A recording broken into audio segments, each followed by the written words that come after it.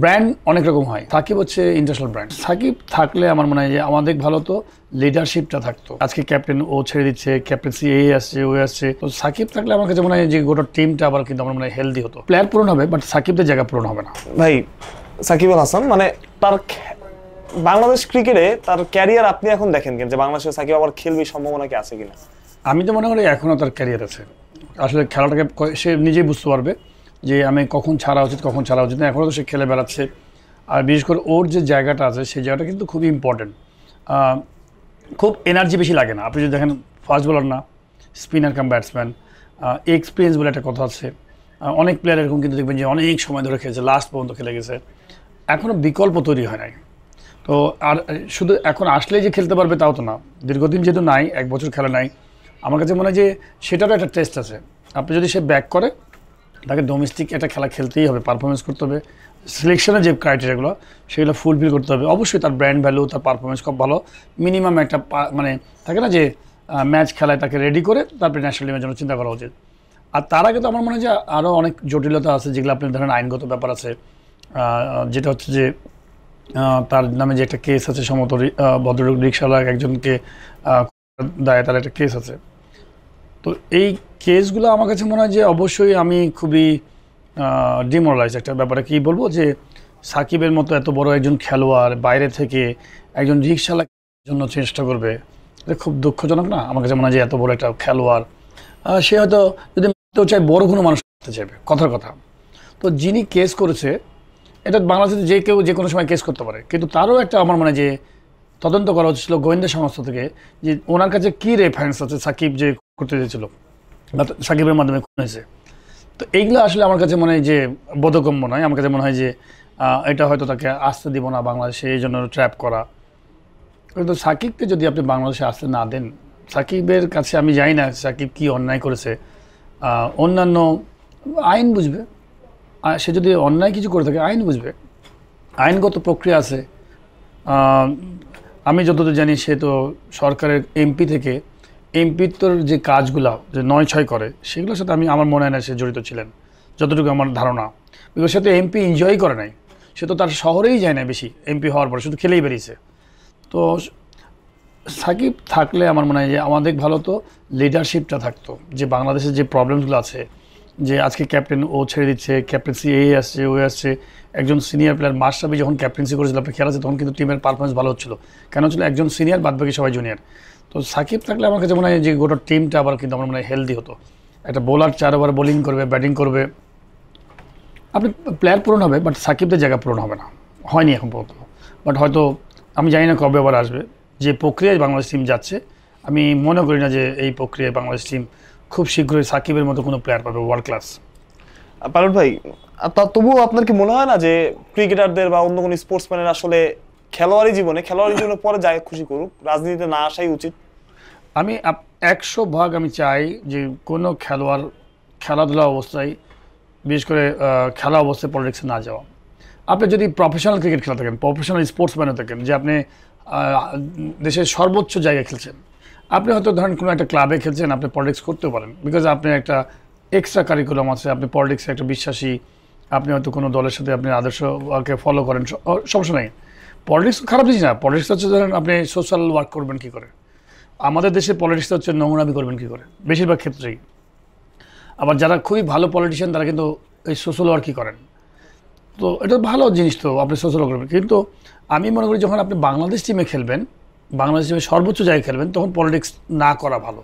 আমি মনে করি একদমই এটা পছন্দের জায়গা না আমার, যে আপনি যখন বাংলাদেশ টিমে খেলবেন তখন আপনি বাংলাদেশ টিমের পুরা সমস্ত দলের আপনি প্রতিনিধিত্ব করছেন। সমস্ত দল কারণে দেশের আন্ডারে, তো দেশকে প্রতিনিধিত্ব করছেন আপনি, আপনি হাইস্ট লেভেলে আছেন। কোনো একটা দলের হয়ে না থাকাই ভালো। এবং যখন আপনি রিটায়ারমেন্টে যাবেন তখন আপনি সোশ্যাল ওয়ার্ক করেন, কোনো দলের সাথে যান, সমস্যা নাই। এটা আমার কাছে মনে হয় সাকিবের সবচেয়ে বড় ভুল ছিল আমার কাছে মনে হয় যে তার এই পলিটিক্সে আসা। ভাই, আপনি নিজে ক্রিকেট খেলেছেন এবং ক্রিকেটের সুবাদে আসলে অনেক দেশে আপনি ট্যুরও করেছেন, ইভেন লাস্ট একটা লিজেন্ডারি টুর্নামেন্টে আপনি খেললেন আপনারা সবাই।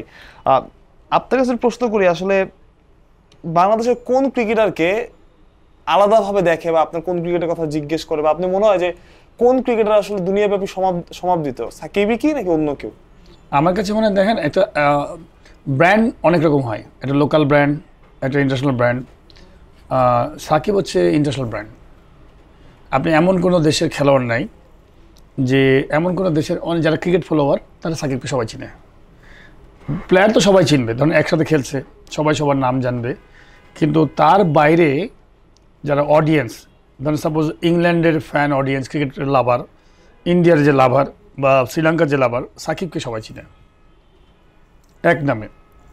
সাকিব ইন্টারন্যাশনাল প্লেয়ার, আইপিএল খেলে, মানে বাংলাদেশে কয়টা প্লেয়ার আইপিএল রেগুলার আইপিএল খেলে, বাংলাদেশে কয়টা প্লেয়ার রেগুলার সিপিএল খেলে, তো যেখানে খেলা হয় সেখানেই সাকিব আছে।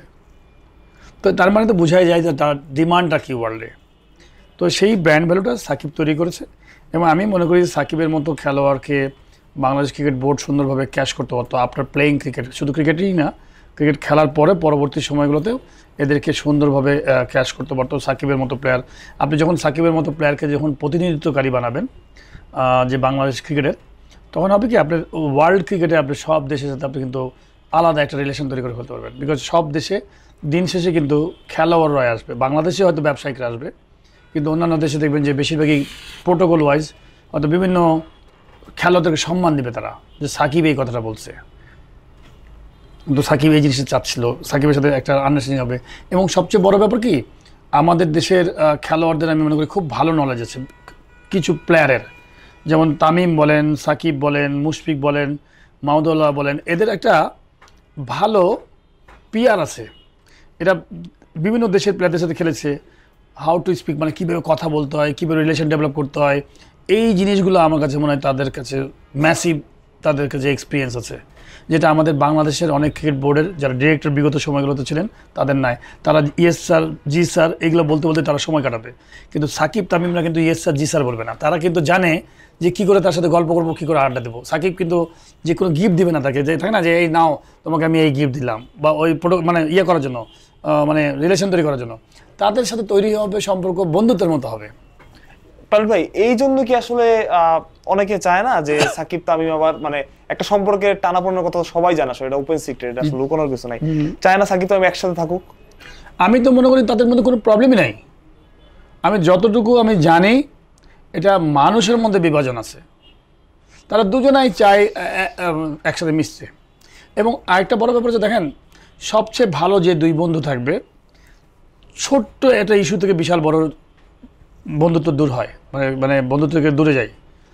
এইটার দায়িত্ব হচ্ছে ক্রিকেট বোর্ডের, যারা যখন দূরত্ব তৈরি হচ্ছিল, ক্রিকেট বোর্ড আমি বলবো এর মধ্যে সবচেয়ে বড় কারাপ্টেড বলতে আমি কোন সেন্সে বলবো, যে বড় ভুল করেছে যারা ওই ম্যানেজমেন্টে যারা ছিলেন। ধরেন দুজনাই তো বড় প্লেয়ার, দুজনারই একটা ইগো আছে, বিকজ এত হাই লেভেলে গেছেন, আপনার তো ইগো থাকবেই। আপনি একটা মানে হার্ড ওয়ার্কিং লোক, আপনি ওইখানে গেছেন, আপনার সম্মান নষ্ট হবে, আপনি অবশ্যই চাইবেন না। তো ঠিক দুজনেই যখন এইভাবে বেড়ে উঠেছেন, তখন কোনো একটা ছোট্ট ইস্যু থেকে দুজনের মধ্যে সম্পর্ক ডিস্টেন্স হয়ে হতে পারে, ফাটল হতে পারে। তো আমি বলবো যে এইটার দায়িত্বটা কারা? জনগণ না, এটার দায়িত্বটা অন্যান্য না। ধরেন একটা বিল্ডিংয়ের একটা ওয়াল ফেটে গেছে, মিস্ত্রি ঠিক করবে, এটা তো জনগণ ঠিক করবে না। তো এই যে ন্যাশনাল টিমে খেলা অবস্থায় ফাটল ধরেছে, ন্যাশনাল টিমের যারা ম্যানেজমেন্টে ছিলেন তাদের দায়িত্ব হচ্ছে কী করে সাকিবকে সুন্দর করে এমন কিছু কথা বলবে, আলাদা আলাদা কী বলে তামিমকে আলাদা কথা বলবে, দুজনকে একসাথে নিয়ে আসবে, নিয়ে এসে সুন্দর করে এমনভাবে করে দেবে, আবার জেলিং করে দেবে। আপনার হাড্ডিতে ফ্র্যাকচার হয় না, আপনি যদি সার্জারি না করেন জোড়া লাগবে, কিন্তু বেকাতারা হয়ে থাকবে।